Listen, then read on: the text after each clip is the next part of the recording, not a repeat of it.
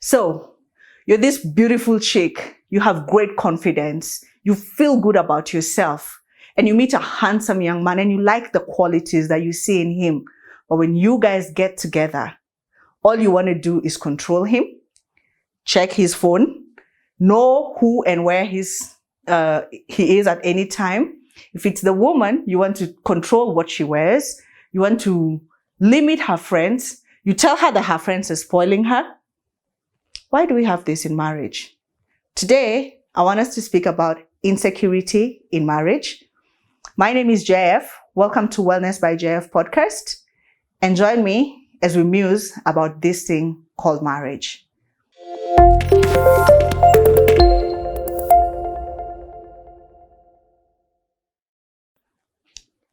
So marriage is wonderful. Marriage works. And I think I've shared that a number of times about how good marriage is and if done correctly, what kind of changes it can bring in your life.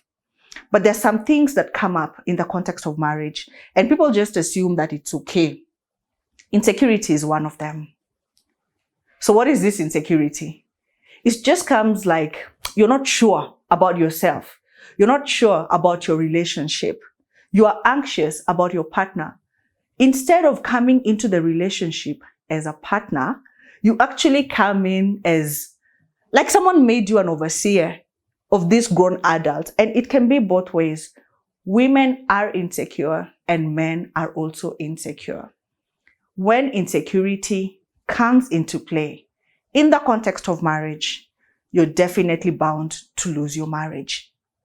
So today I want us to muse. Go on ahead, grab your bottle of water, your cup of chai, your anything that makes you happy. And join me as we unravel this thing called insecurity.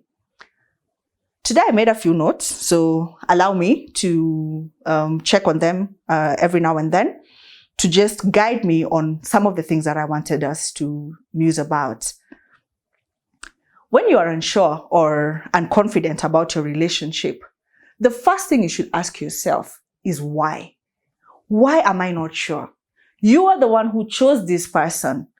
Because in Kenya, in majority of the world actually, let me put it like that, except in Asia, in India and the likes, we are not very used to arranged marriages. We actually pick our own spouses. We pick the people that we like and we decide to have a relationship with them. So you're the one who chose that. And once you guys are in the marriage, all of a sudden you want to control. You are not sure. You want to check on your spouse. You want to be sure. It's like you now take the position of an overseer as opposed to a partner. There is nobody who likes to be controlled. It doesn't matter whether they love you or how much they love you. If you bring insecurity in our relationships or in our marriages, the relationship is bound to degenerate over time. Because the partner who is not insecure, that partner will love you. That partner loves you actually. They want to be with you. But because you are constantly getting into their space with your actions, with your talks, with your constant questioning, you're actually affecting their mental health. So today I'm going to share a few signs that can show you that you're insecure and also how we can work around it. The first sign that shows that you're insecure in a relationship is jealousy. And I know that, when you love a person, you feel, you don't want anybody. I think for me, it's always like, I don't want anybody to get the feeling that they give me. Like, I love this person so much. And I don't want anybody like to know what they give me. I almost always feel like, let it only be limited to me. Let me only know that feeling. And so there is that small jealousy, just very small, that is allowed in marriage. But when you find you are too jealous, take for example, your husband is working or your wife is working. You're jealous about her colleagues. You want to go to the office. At lunchtime, you're there checking on her. Not checking on her because you love her. Checking on her because you want to be sure that they're not speaking to anybody. That is a very good sign that you're insecure. When you're secure about yourself, when you're in a relationship, or when you're in marriage, even if your partner has not told you where they are, you trust them because you know they had told you they were going in a meeting, or they had told you they were going to work, or wherever they said. You don't doubt it. You don't keep on calling them. You don't keep on checking on them on WhatsApp. Your mind is at peace. You're at rest because you know for sure my partner is where he said he would be. So when you find that you're becoming too jealous, when you find that when you're by yourself, you're consumed with feelings of, and jealousy is very evil. I actually say that jealousy is the last class before you become a witch, because you're consumed with evil thoughts. You think about every negative thing. Catch yourself. This is your person. This is your spouse. This is your partner. This is somebody you love. They would never do evil things to you. So just have a peace of mind, right? The second one is attention seeking. You constantly need reassurance, all the time. Even if you're supposing, like, say your spouse is what profession can we? Say a doctor. And with doctors, they're almost always busy, with patients or with their colleagues all the time. If it's not on the phone, you're on WhatsApp. If it's not on WhatsApp, you now saw that you sent a message on WhatsApp, he didn't respond. You now went to Telegram. You want reassurance constantly from your spouse. It is not the role of your spouse to reassure you. It is actually your own role. Reassure yourself. Comfort yourself. Why are you even feeling this way about your partner? So when you find that all the time, even when your spouse is, maybe you guys can be in a setting also, like maybe a family party or an office party, and all the time you feel the need to position yourself next to your spouse and show that, hey, I'm here. This is my husband or this is my wife. That is a sign that you're insecure. In fact, the good book tells us that when two walk together, when one walks alone, he can kill or he can defeat 1,000.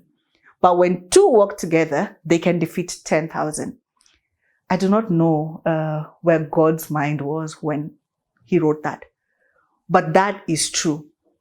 When there's two of you, the two of you are in a marriage, the two of you are in a relationship, you actually have the power to fight and to accumulate 10,000.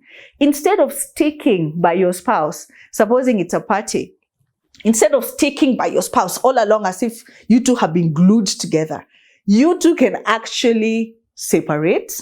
He works this side of the room, you work this other side of the room. And at the end of the night, when you go back to your house, look at all the contacts you'd have come in, look at all the different experiences you'd have brought by virtue of that, as opposed to you went to a party because of your insecurity. You're stuck right next to your partner. You're not seeing the president that is right in front of you. You're not seeing that musician that is right in front of you. All you're saying is, my spouse, he's speaking to that lady is too beautiful, that man is this, that man is that. It's a big disservice to your marriage, right? So when you find that you're constantly seeking attention, just know that that is a sign that you're insecure. Thirdly, and this would come naturally actually, you argue all the time. You'll find yourself arguing all the time because you want to force this mentality that you have on your partner, because the problem comes from you. So your partner could tell you, for instance, like, say, maybe I'm going to shoot the podcast today at a spot, say maybe in Westlands, and your partner starts asking, who's going to be there? How many men are going to be there? Blah, blah, blah, blah, blah, blah, blah, blah, blah. Naturally, you get tired because in your heart, in your head, I am only going to shoot the podcast. See, if someone wants to cheat, they'll cheat. It's not you who is the custodian of taking care of your spouse and helping them not to cheat. If they want to cheat, they will cheat.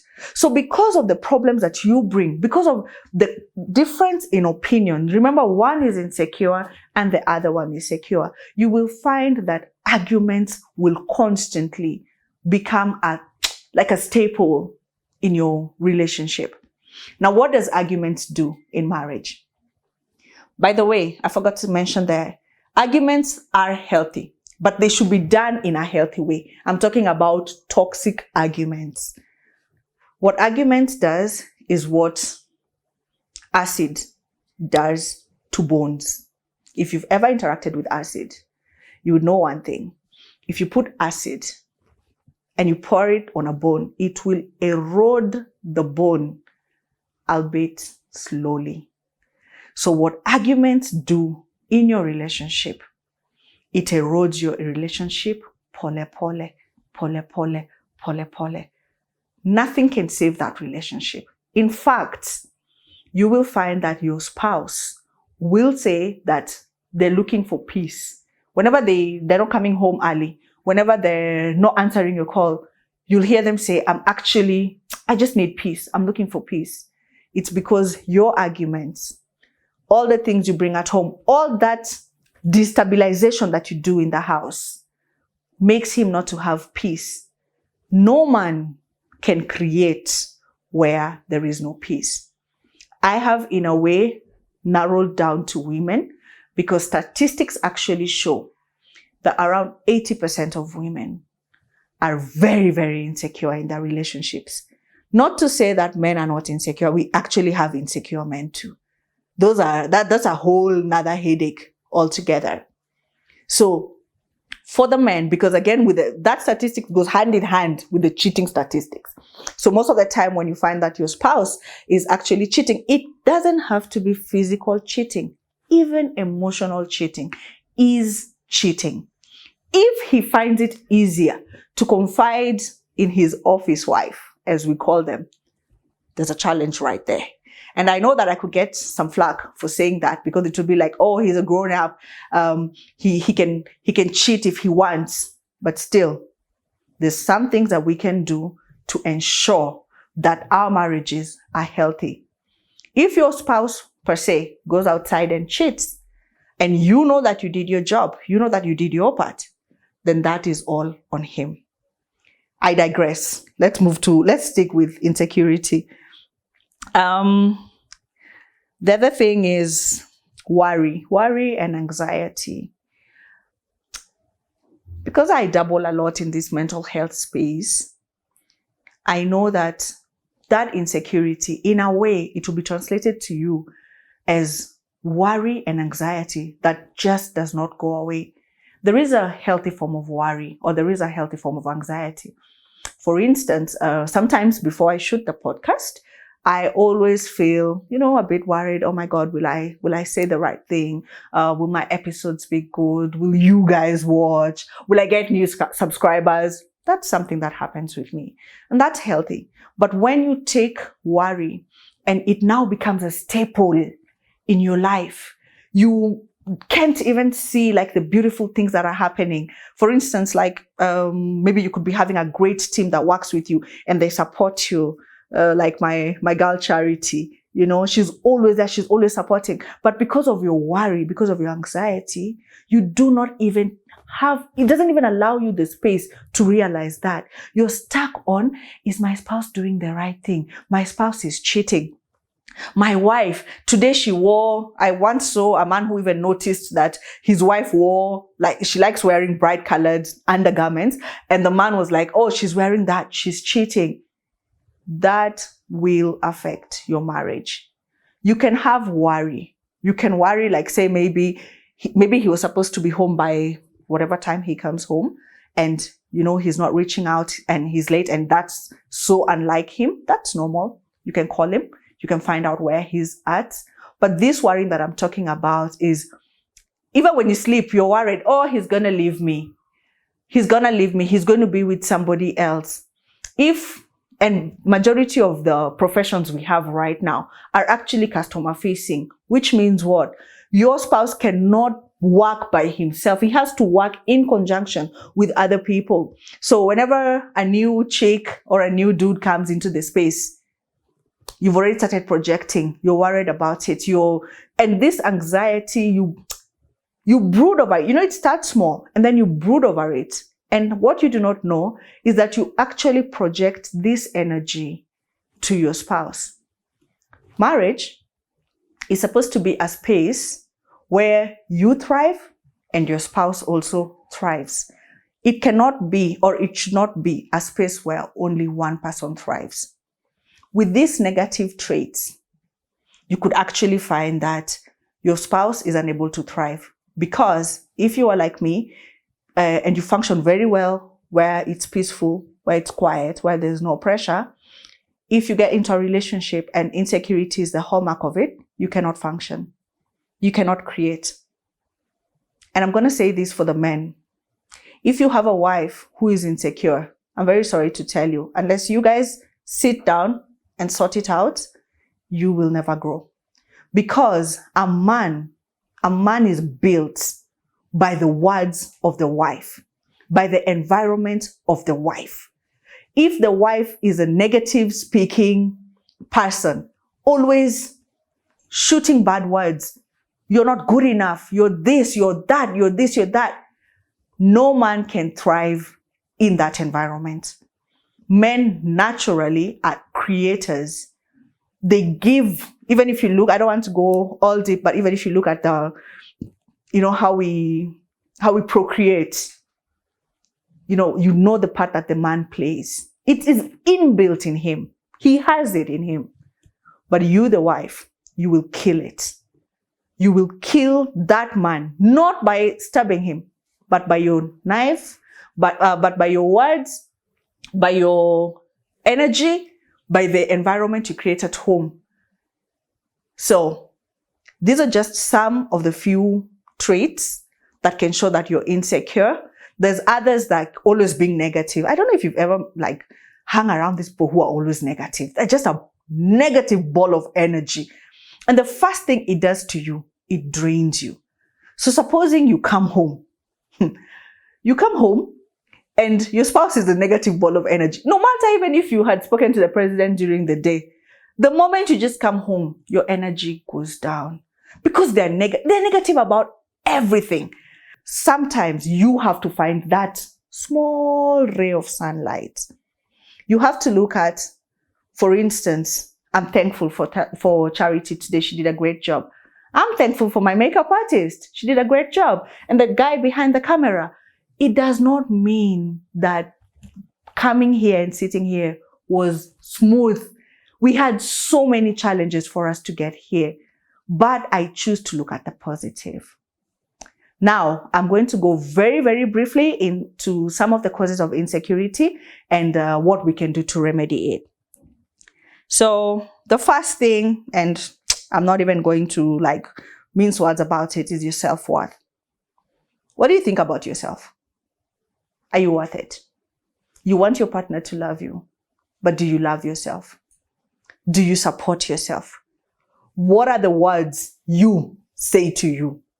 Before you tell your partner to love you, before you tell your partner to, for instance, say you're looking great today, did you say that to yourself? If your self-worth is low, if your self-worth is on 0, I want you to know there's nothing your partner can do. Your insecurity is stemming from the fact that you do not have self-worth. You have to work on that.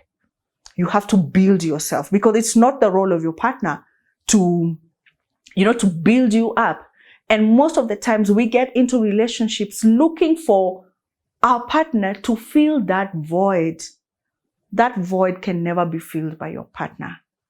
The void can be filled by yourself. Look at yourself, build up your self-worth, love yourself. And when you heal from your past traumas, heal from the things that hurt you, from people that hurt you, and then now come into the relationship with your partner. If you do that, I assure you, your marriage, your relationship will thrive. We have marriages. That's not what I'm here for. I'm not here for just marriages. I'm here for marriages that thrive. You grow until you outgrow. Those are the best kind of marriages. So if you want your marriage to thrive, it has to start with your self-worth. You have to look inwards. Don't look outwards. Always look inwards. Why am I jealous? Maybe, do I feel like I'm not pretty enough? Do I feel like I'm fat? I know there's a time when I gained weight. Ish. It really affected my self-esteem. And yeah, my dude will be telling me, don't worry, babe, you're my Vera Sidika. But I'll still be feeling somehow. I'll still be feeling like I'm not good enough, you know. And I actually had to, first of all, be like, okay, fine. This is my weight right now. I know I used to be like that weight, but this is it right now. I'll work with this, even as I work pole to come into the weight that I want. And needless to say, of course, with that weight insecurity, it translated in the very important area, the bedroom. You know, it translated there, and I'm going to talk about that in another episode. So there's small things that can make you insecure. Look inwards and find out why. Is it my education?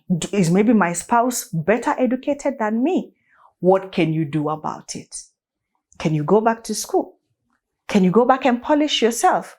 Right now, we live in a very great time because information is available everywhere.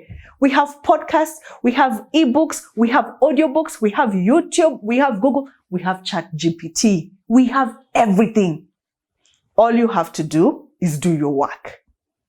The other cause of insecurity could be, and I know this, most people suffer from this, you probably had a bad experience in a previous relationship. And you trusted someone and you loved them so much and you gave your all, and they played you, or they cheated on you, or it didn't work out. And so you meet this wonderful person, but you cannot even love them. You cannot even receive the love that they're giving you because your mind is stuck in that time that you were played. You have to, first of all, heal from that trauma. And in healing, it's not always pointing the finger that guy did that guy or that lady did that. No. Take responsibility for what was your part in the breaking down of the relationship.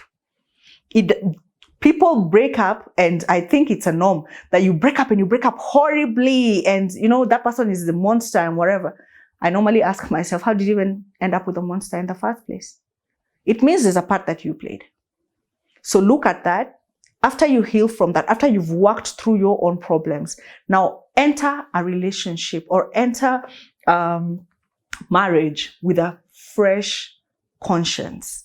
Allow your partner right now to love on you. Allow them to tell you how beautiful, how gorgeous, how amazing you are. I don't know if you've noticed, sometimes you can be stuck in a relationship, especially with these insecure people. And they really mess up your self-worth, by the way. They make you feel like trash. And then, randomly, you meet someone. It's like you're a tall glass of red wine in the evening. It's like this man has never met any other person. And you keep on asking yourself, am I even that good? Am I even that pretty? Am I even that intelligent? So you're stuck in what that insecure person did to you. Make sure you heal, especially because in our society today, it's not like we get married to the first person that we are with. So you could date here and there as you're trying to find your footing. Ensure before you get into the other relationship, you are healed. So that by the time this man is loving on you, even though you were cheated before, even though you were beat on or somebody physically assaulted you, you don't project it on them. There's something that I saw last year that really, caught my attention. I don't know if you guys were private to it, but it was in the public domain. There was this case of Amber Heard and Johnny Depp. And I remember during that time, I was actually going through a very rough time, and I was actually fully at home. So I remember watching the case, and I followed it all through until when the case ended. There's something that happened. Amber Heard said that Johnny Depp was physically assaulting her. And Johnny Depp said that Amber Heard was physically assaulting him. I'll not go very much into that case, but I'll go into only one aspect that stood out for me. Johnny Depp, at one time, they had gone for a movie premiere, and they were you know how the celebrities stand together to take photos? And they were standing there taking photos. And when Amber Heard suddenly lifted her hand, Johnny Depp cowered down. From a mental health perspective, and I know that I wasn't in that relationship, but I can tell you for a fact, that action of Johnny Depp cowering down could only mean one thing. In his mind, he knew every time she lifts up her hand, it ends with her hitting me. So it didn't matter that the cameras were right in front of them. It didn't matter that there were millions of people watching. He just knew I had to protect myself. That is what happens when you stay in relationships that are not healthy. If you do not work through that, if you do not get healing from that, your next relationship will in fact suffer because you will carry the hurt that you had from that. To wind up, I would like to reiterate that insecurity in relationships and in marriages does not come from outside forces. It comes from you. It comes from us. Our thoughts translate into our emotions, and our emotions translate into our actions. If we take care of our thoughts, our emotions, our actions and emotions will definitely follow through. I hope that you guys enjoyed this episode. We love it over here when you share your thoughts, you give us any more points that we've left, you like the video, you share, you subscribe. It's amazing. I've been your host, JF, and this is Wellness by JF podcast. Remember to always push through that.